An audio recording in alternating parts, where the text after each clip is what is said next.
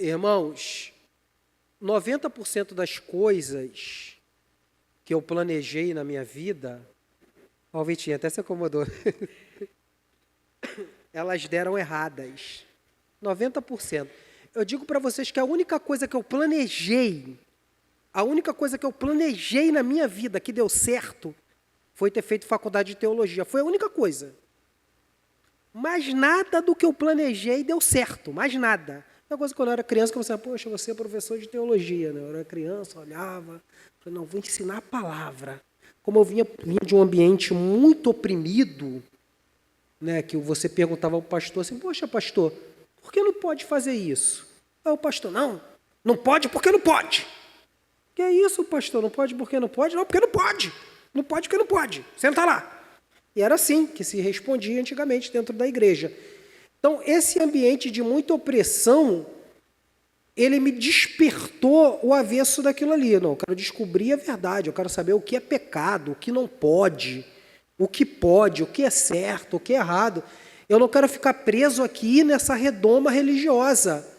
Eu não quero ficar preso nesse sistema aqui, não. Eu quero sair desse sistema.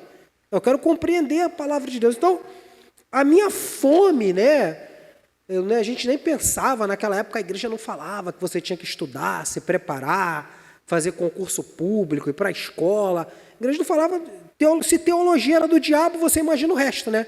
Se estudar teologia era do diabo, você imagina o resto.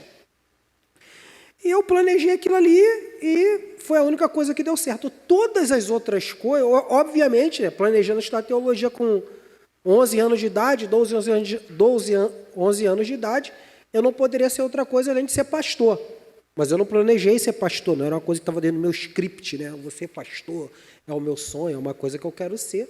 Mas uma coisa levou a outra. Se você vai se dedicar à palavra de Deus, é claro que aquilo ali já é a existência de um ministério para você. Agora, todas as outras coisas que eu planejei, irmãos, todas as outras coisas que eu montei, que eu idealizei, que eu pensei aonde eu iria estar com determinada idade, essas coisas deram erradas, elas não saíram como eu planejei. E essa fala do Alexandre hoje aqui, o Espírito Santo trouxe à minha memória, né, aqui rapidamente, como um flash, todos esses acontecimentos. Porque até estar aqui, eu também não planejei estar aqui. Eu não planejei estar aqui. Não sabia que hoje eu estaria aqui, estaria congregando aqui com os irmãos. Quando eu digo hoje, digo nesse tempo. Estaria aqui congregando com os irmãos. Não estava na minha agenda, não estava no meu script. Está entendendo o que eu estou querendo te dizer? Deus, irmão, Ele vai mexendo no tabuleiro. Ele vai tirando determinadas peças, vai colocando outras. Ele vai agindo de algumas formas, de algumas maneiras, para te trazer para a vontade dEle. Porque a nossa vontade, se fosse em outra época, se o tabuleiro não fosse mexido, se as peças não fossem trocadas, você não estaria aqui.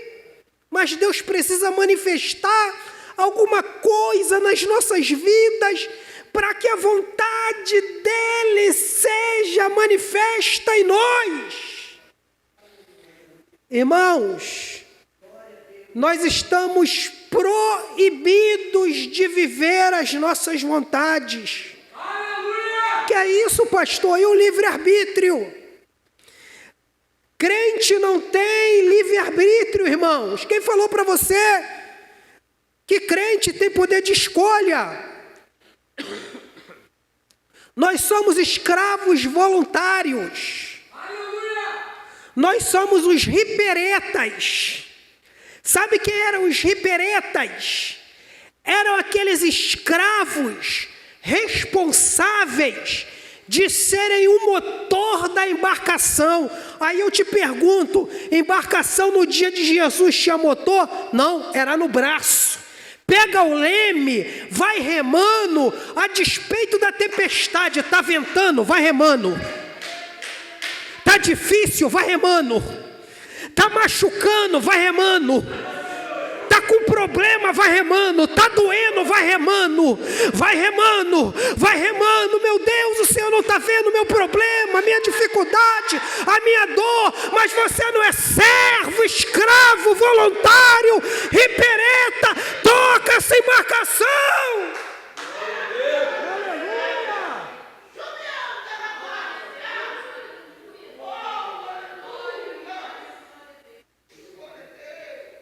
Então nós somos o resultado, irmãos, de tudo aquilo que planejamos, tudo aquilo que planejamos deu errado para que Deus manifestasse a vontade soberana dele em nossas vidas, e por isso hoje nós estamos aqui, aleluia, glória a Deus.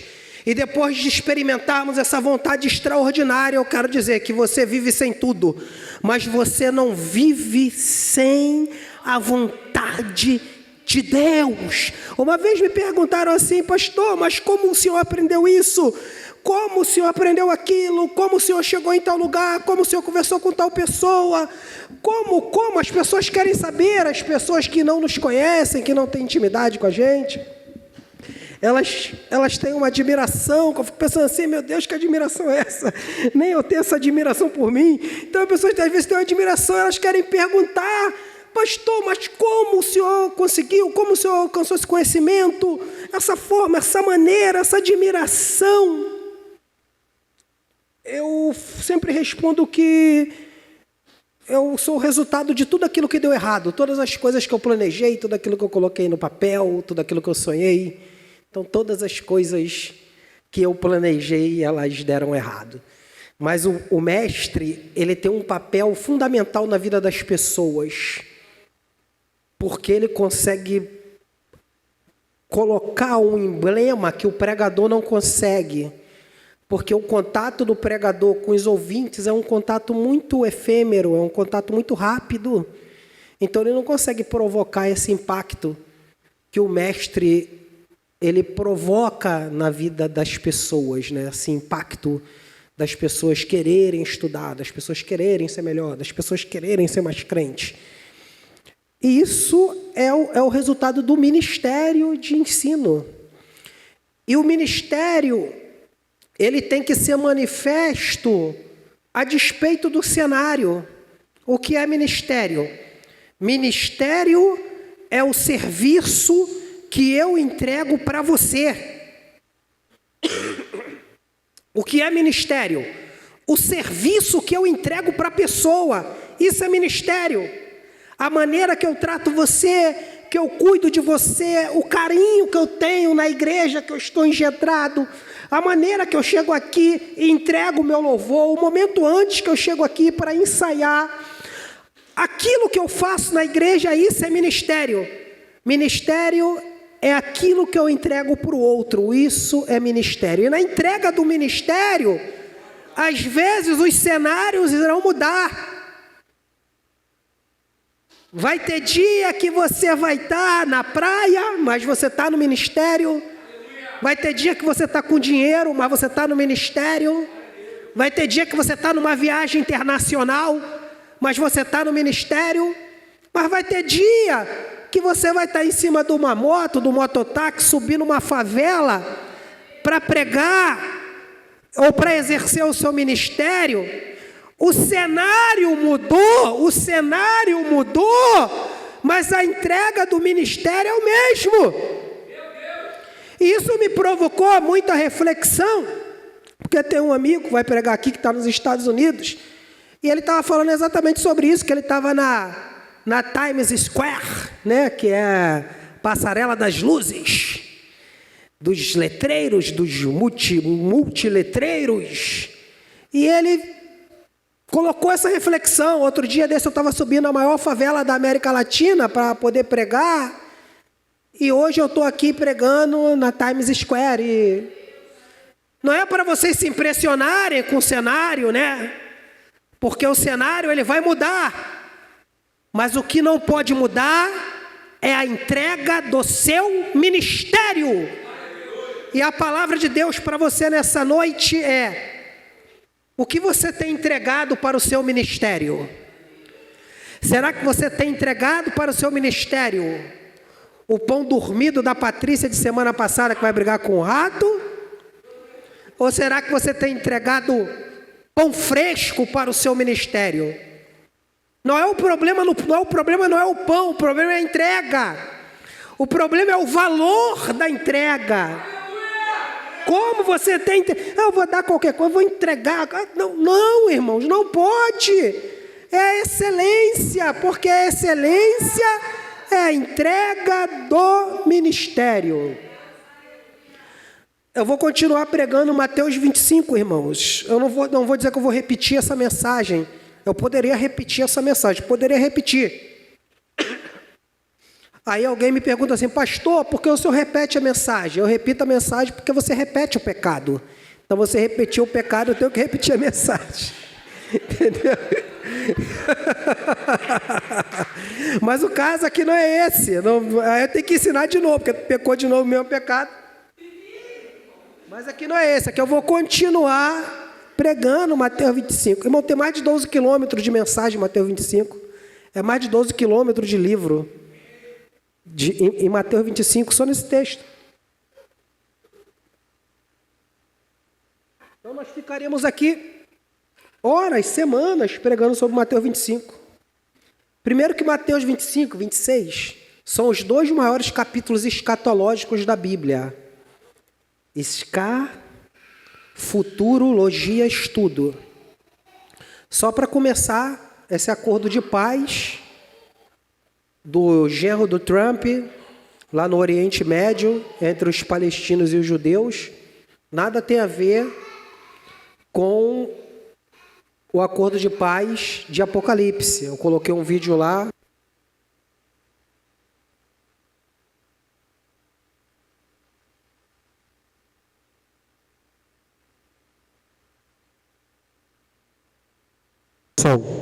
Som. Do Augusto Nicodemos explicando, né? Então ali está bem claro como o assunto é outro. Por que eu estou falando sobre isso? Porque Mateus capítulo 24 e 25 são os dois maiores capítulos escatológicos da Bíblia.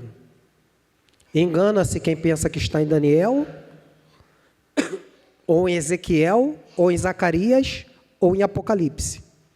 Para você ter uma ideia, o Dr. Martin Lloyd-Jones, que ele rejeitou de ser médico do príncipe de Gales, e ele resolveu ser pastor em Westminster, que foi a última catedral, a última igreja aonde exerceram papel os puritanos. E o Martin Lloyd-Jones, ele foi o último dos puritanos. Ele foi o último dos puritanos a ser pastor ali na catedral em Westminster. E ele escreveu um livro com mais de 1.200 páginas, só falando de Mateus capítulo 24 e 25. É um livro da editora Fiel, é o Sermão da Montanha. Um livro muito bom, claro que não dá para você ler o livro assim, que ele é muito maçante. É um livro mais de pesquisa. Então, para você, quanta informação existe em Mateus capítulo 24 e 25. O versículo 1 começa dizendo assim, ó, então o reino dos céus. A expressão então é porque você quer chamar a atenção de quem te ouve. Então, e aquele negócio? Então, tá lá, então, quer chamar a atenção. Aí Jesus começa falando assim, ó, então, o reino dos céus será semelhante. Primeira coisa, Jesus queria que aquelas pessoas que o ouvissem não perdessem o foco. Então, qual é o primeiro passo? O primeiro passo é não perder o foco. Os problemas da vida, as dificuldades, os anseios, têm tirado muito o nosso foco. E aí o que o Senhor está dizendo, então, volta para cá, ó, vem aqui. Você está muito preocupado com as suas coisas, com os seus problemas, com as suas dívidas. Então, vem aqui, ó. Deixa eu te explicar verdades eternas. Vem aqui. Você já ouviu falar sobre o reino dos céus? Eu vou te explicar a semelhança dele. Ele será semelhante a 10 virgens que, pegando as suas lamparinas, saíram a encontrar-se com o noivo. Todas elas tinham vestes brancas, todas elas tinham lamparinas e todas elas tinham azeite. Todas elas tinham azeite. Vamos começar explicando sobre o processo do azeite. O azeite na mão daquelas virgens. Primeiro era a apresentação. Elas tinham roupas importantes, né? Ser virgem era muito importante em Israel. Não só para a mulher, mas também para o homem. E branco é a pureza, né? Representava a pureza. Quando o povo entrava em consagração, o povo, ele se vestia de branco, entendeu? O povo se vestia de branco, era uma cultura do Antigo Testamento. Hoje não tem mais essa necessidade, por isso você vê tantas confusões. O presidente da CGADB, José Wellington, está sendo achavalhado na internet, cancelado, né? Porque ele disse que o diabo é preto. Não pode ter igreja de parede preta. Ah, por que não pode? Não pode porque o diabo é preto. Para você ver a falta de conhecimento, o que faz, né? Por isso é importante, irmão. O que eu falo para vocês é o seguinte: você não tem que se preparar para ser chamado. Você tem que se preparar por causa da chamada. Você não tem que se preparar para ser chamado. Você tem que se preparar por causa da chamada. Porque ninguém perdoa o José Wellington com quase 100 anos, 80 de Assembleia de Deus, falando bobagem. Entendeu? Tem posição, tem cadeira, mas não tem preparo. Os cabelos brancos, nem os cabelos brancos deram preparo para ele. Porque ele acabou entrando num discurso ofensivo. Né? O discurso foi ofensivo. Por quê? Não tem base bíblica para defender o argumento.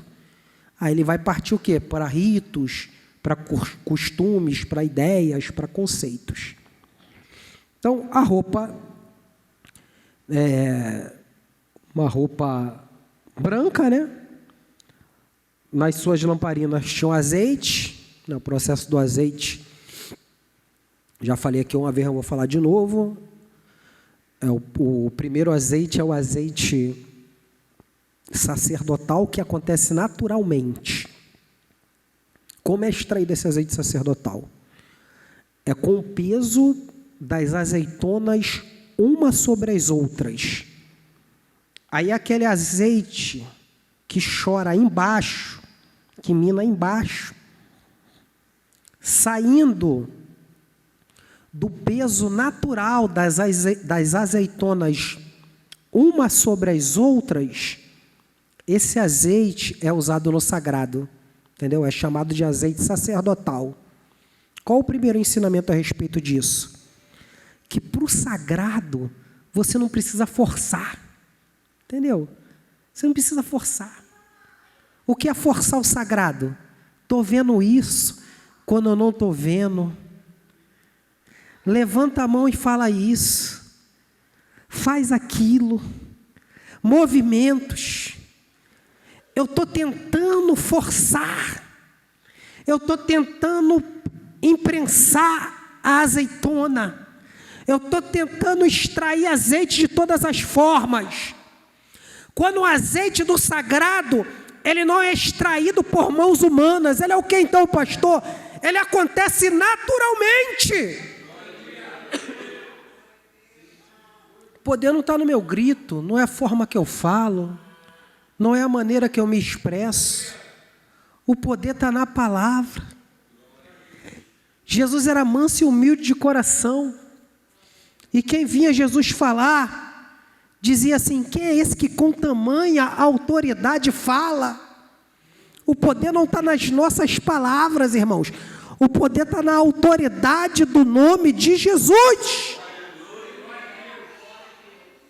Se você por algum momento fechar os teus olhos, eu não estou dizendo aqui agora não, estou dizendo se fechar os teus olhos em casa, tu está lá trabalhando no carro, está lá, em algum momento você fecha, está lá na beira do campo lá e você está passando dificuldade, algum problema, você fechar os teus olhos assim e fala: Senhor, me ajuda, porque tu és o mesmo ontem, hoje, eternamente. Dependendo da tua comunhão com Deus, irmão, você vai abrir o olho, o teu olho vai ficar pesado, a sua pálpebra.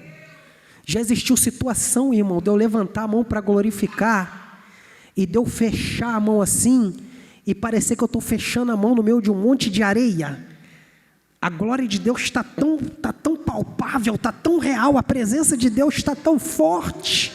E ali ninguém está vendo, não tem microfone, não tem palco, mas é porque nós servimos a um Deus vivo, poderoso, e a presença dele é real, aleluia! Todos os túmulos estão vazios, todos os túmulos estão repletos, mas o túmulo de Jesus está vazio, porque ele está presente no nosso meio, vivo, santo e poderoso. Então o primeiro azeite, ele era esse azeite extraído naturalmente. Depois vinha o David de Rabate, e imprensava as azeitonas, e extraía um segundo tipo de azeite, que era o azeite para fazer comida. Que comida você está sendo partícipe? Ah não, pastor, porque Jesus comia com os pecadores. Jesus comia para dar oportunidade de acesso aos pecadores, não para ser como eles. Não era para participar do furto de Zaqueu. Não era para participar da promiscuidade da prostituta. Não era para participar do engano do mentiroso. Jesus estava junto com eles para abrir uma porta de acesso. Não era Jesus que estava entrando no mundo deles. Ali era Jesus estendendo a mão: vem cá, meu amigo, passa para o meu mundo. Porque não existe verdade que não seja ensinada no caminho. Não é o caminho, eu não vou mostrar o caminho, eu vou ensinar no caminho. Você não ensina ninguém apontando o dedo. Você só consegue ensinar as pessoas caminhando junto com elas, sentindo as dores delas, as dificuldades delas, os sofrimentos delas, e aí elas vão olhar para você e vão acreditar no seu discurso. Sabe por quê? O seu discurso tem uma camada grossa de experiência, de sofrimento, de dor. Você não fala daquilo que você conhece teoricamente, você está falando daquilo que conhece empiricamente, que tem experiência. Foram vendavais que você atravessou, lágrimas que você enxugou, machucados que foram feridos, enfermidades que você atravessou. Então quando você fala com experiência, porque se tem jeito para mim, também tem jeito para você. Então vamos fazer um negócio, você não tem força e eu também não tenho, mas eu seguro a sua mão e você não solta a minha, porque essa corrida não ganha quem chega primeiro, ganha quem chega junto. Quando Jesus andava com o pecador, não era para fazer parte do mundo do pecador, era para mostrar para o pecador que ele tinha a possibilidade de fazer parte do mundo dele. Que comida você está comendo? Não existe a possibilidade de você comer o santo aqui e comer o profano lá fora. É isso que está te dando infecção intestinal espiritual. Você está misturando muita coisa. E quem mistura muita coisa dá legalidade para muita coisa. Deus te trouxe aqui nessa noite para te dizer o seguinte: se assente à mesa, há espaço para você, mas ao se levantar da mesa, feche a porta para aquilo que está te trazendo infecção. Feche a porta para aquilo que está tirando o seu apetite. Feche a porta para aquilo que está te atrapalhando. Deus te trouxe aqui hoje para te dizer o seguinte: eu estou enchendo a sua alma. Agora a sua responsabilidade é proteger aquilo que eu te dei. Deus nos enche, nos abençoa, sacia a nossa alma.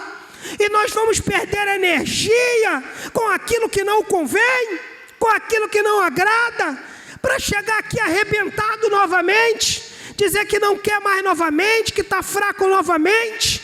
E nós não vamos sair nunca dessa circunstância, dessa situação. Deus te trouxe aqui hoje para te dizer, Ele está mudando o cardápio, mas está dizendo para você: segura esse garfo direito, segura essa colher, acerta esse prato. Calablachúria, ralaio terevla sábia. Porque o alimento é com Deus, mas a condução dos talheres é com você. A limpeza do prato é com você. A postura da mesa é com você. A disponibilidade de estar assentado é com você. Está tranquilo? Agora aperte os cintos, porque aquele que é o dono da festa vai servir maná. Aleluia, não vai faltar, não vai faltar, não vai faltar, não vai faltar, não vai faltar, não vai faltar, não vai faltar, não vai faltar pão na sua mesa.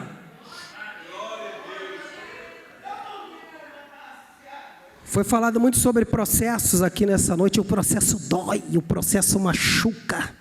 Você imaginou duas rochas espremendo uma azeitona? É exatamente. O processo dói, o processo machuca. E foram lá, o processo do David Rabate novamente, espremendo as azeitonas e tirando um terceiro tipo de azeite, que era um azeite para fazer sabão. Alguém aqui gosta de andar com roupa suja? Alguém aqui gosta de andar com branco que parece amarelo?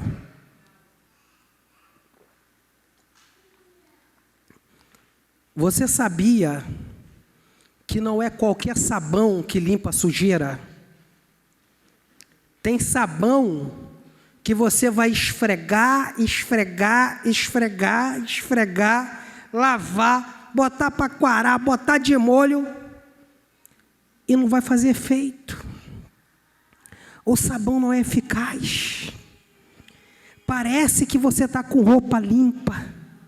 Colocou até o comfort, mas lá de longe, quem olha, vê, olha, parece até que está limpo. A roupa está até cheirosa, mas tem uma mancha. E quando você acha a mancha, parece que só tem a mancha na roupa. Toda hora você olha para a mancha. Toda hora você olha para a mancha. Azeite para fazer sabão. Sabe aquele pecado que te incomoda, que te atrapalha, que tira o teu foco? Sabe o que o Espírito Santo está fazendo hoje? Está pegando azeite, está limpando, e está passando, e está lavando, e está arrancando. Porque aquela sujeira você não conseguiu tirar. Existem coisas que nós não conseguimos tirar. Aleluia! Eu estou debaixo da graça de Deus aqui hoje. Calablachúria. Existem coisas que nós não conseguimos tirar da nossa vida, Mauro. Existem coisas que nós não conseguimos tirar da nossa vida, Vitor. A gente tenta de um jeito, a gente tenta de outro, a gente fala que não vai. Está tá certo, o esforço vale a pena, mas sozinho nós não conseguimos. Só existe uma maneira disso sair. Eu já vi muito corredor ganhar corrida, eu já vi muito corredor ganhar medalha, ganhar Olimpíadas.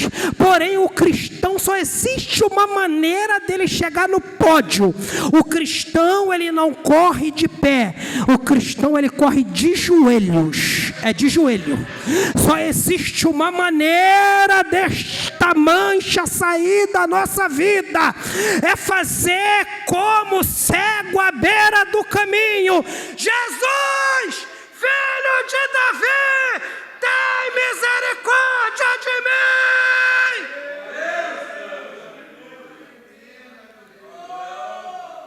Está gritando por quê, pastor? Porque foi isso que ele fez.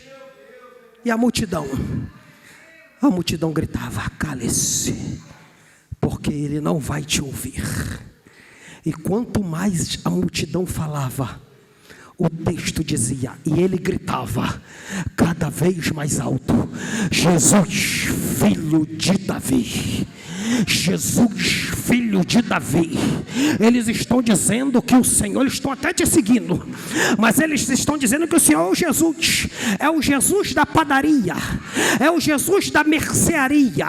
Eles estão dizendo que o Senhor é o Jesus da peixaria, é o Jesus da feira. Eu estou dizendo diferente. Eu estou dizendo que o Senhor é o Jesus, vírgula, o filho de Davi, aquele que viria da raiz de Davi, e aquele que vem da raiz de Davi é o Messias. Em outras palavras, aquele cego estava gritando: Jesus, ó Cristo, Jesus, ó Messias. Tem um monte de gente com olho, mas não consigo ver aquilo que aquele cego viu. Aquele cego era cego, mas enxergava mais do que todo mundo. Jesus, o Messias, o poderoso, aquele que vai morrer e ao terceiro dia vai ressuscitar. Jesus, o filho de Davi, tem misericórdia de mim. Aleluia. Nós estamos um ponto na frente daquele cego, sabe por quê? Jesus estava passando por aquela cidade, o texto é claro, e aquele que passa fica por alguns dias, algumas horas e alguns momentos. Aquele que passa não é morada, aquele que passa é visita. Jesus estava passando por ali, então nós estamos a um ponto à frente daquele cego, porque nós estamos na presença do mesmo Jesus, daquele ex-cego. Porém, Jesus não está passando nessa noite, ele não está passando pela direita, ele não está passando pela esquerda. Por quê, pastor? Aquele que passa fica por alguns dias, alguns momentos e algumas horas. Jesus não é visita na nossa casa, Jesus é morada constante. Ele nos fez uma promessa: eu vou para o Pai, mas enviarei o Consolador. Ou da mesma forma, do mesmo jeito, da mesma maneira, com a mesma autoridade, com a mesmo poder, com a mesma presença, enviarei o Consolador para que esteja convosco todos os dias até a consumação dos séculos. Está doente? Ele está com você. Está resfriado? Ele está com você. Está desempregado? Ele está com você. Está sem dinheiro? Ele está com você. Está com dinheiro? Ele está com você. Está a pé? Ele está com você. Está de carro? Ele está com você. Está alegre? Ele está com você. Está triste? Ele está com você. Levante as tuas duas mãos o mais alto que você puder nesta noite e clame bem forte: Jesus, ó filho de Davi. Não é o da padaria, nem o da mercearia, não. É o Cristo. Calai o derevachia, malabaracandarava sábia. É o Cristo.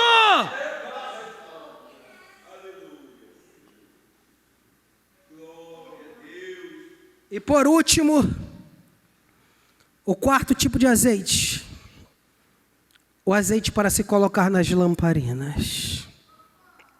Entenda uma coisa: não adianta ter uma estrutura de lamparina, não adianta ter uma madeira de acácia na estrutura da lamparina, não adianta ter um vidro de safira dando base à lamparina, não adianta ter um sustentáculo de ouro para levar a lamparina. Está entendendo? Hoje é muita firula, é muita demonstração. Você chama um pregador para pregar na sua igreja. A internet, ela vende o produto. Aí você chamou o cara para pregar na sua igreja. Aí você ouviu os primeiros 50 segundos da pregação do cara. Fala, pô, chama esse cara para pregar na minha igreja. Só que você se esqueceu que ele só tem aqueles 50 segundos de mensagem. Entendeu? É só estereótipo. Só investiu na estrutura, no vidro de safira, na madeira de acácia da lamparina, na argola que segura a lamparina de ouro. Você olha, está bonito, tem estrutura, parece que vai sair alguma coisa, parece que vai ter mensagem, mas faltou o que está ali dentro da lamparina, fogo. Não tem. Tem a estrutura, tem a aparência, tem o movimento, mas para ter fogo, tem que ter azeite. E o que faz o azeite é o processo. Crente que não tem processo, não tem azeite. Tudo ele se magoa, tudo ele arruma confusão, tudo ele arruma problema. Ele não tem identidade, e não tem mesmo, porque o que te dá identidade é o processo. Aqui não vale o quanto você carrega, o quanto você tem força para carregar, mas o quanto você tem força para suportar. Entendeu? Não é carregar, é suportar. Suportar aquilo que vem contra você, que se levanta contra você. É o processo que te traz isso.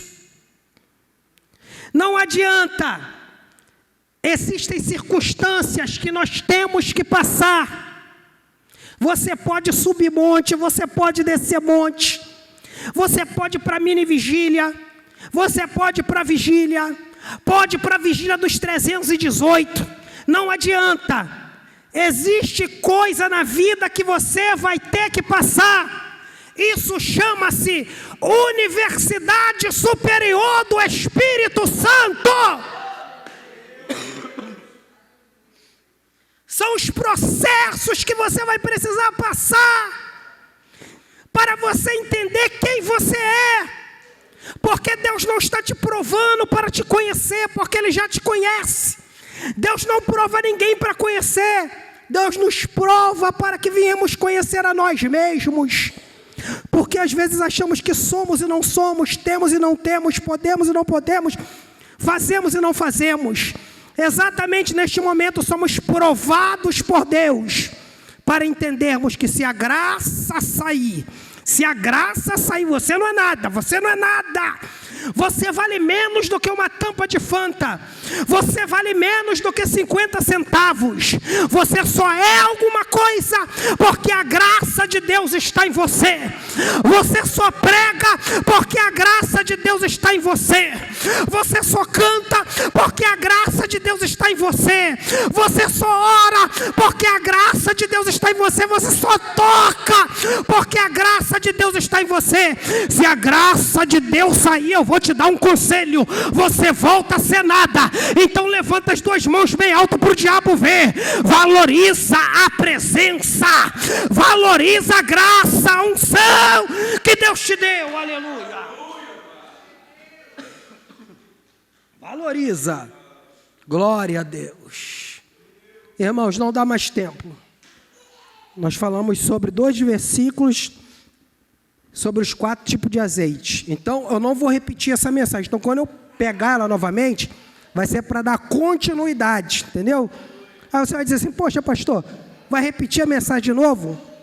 Aí lembra, mesmo se na sua cabeça for para repetir, eu estou repetindo a mensagem porque você está repetindo o pecado, entendeu? Então, eu vou repetir a mensagem. Estou brincando. Então, na próxima oportunidade, nós vamos dar continuidade. 10:07. Agradeço a oportunidade. Em nome de Jesus, Deus abençoe.